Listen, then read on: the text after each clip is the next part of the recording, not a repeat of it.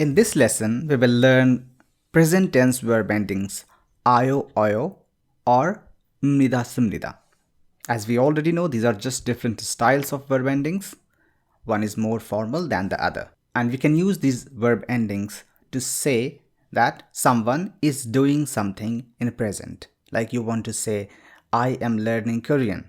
So you can say, 저는 한국어를 공부해요. Or you can say, 저는 한국어를 공부합니다. Both are same thing. Now let's understand when we add io with the verb or adjective and when we add oyo. To understand this, we will have to see the last vowel of the verb root. When I say verb root, I mean the thing that remain after removing da from the word. So all the Korean verbs or adjectives end with da, like khada, mokta, nolda, papda, chupta. So we will remove da first and then we will see what is the last vowel that we have in the remaining part. So for example, in khada, if we remove da, kha remains and the last vowel is a. So if the last vowel of the verb root is o or a, then we will add io with the verb or adjective. So for example, khada will become khayo. Nolda will become norayo. If the verb ends with hada, in Korean so many words end with hada, in those situations we will just change hada to heo. So 공부하다 will become 공부해요. 전화하다 will become 전화해요. Now if the last vowel of the verb root is u or o or anything else, then we will just add oyo. So for example, in mokta, the last vowel is o, so we will make it mogoyo. Chupta will become chuboyo.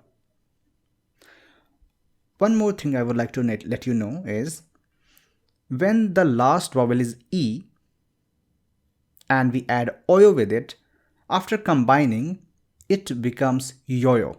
When you add oyo to e, it becomes yoyo.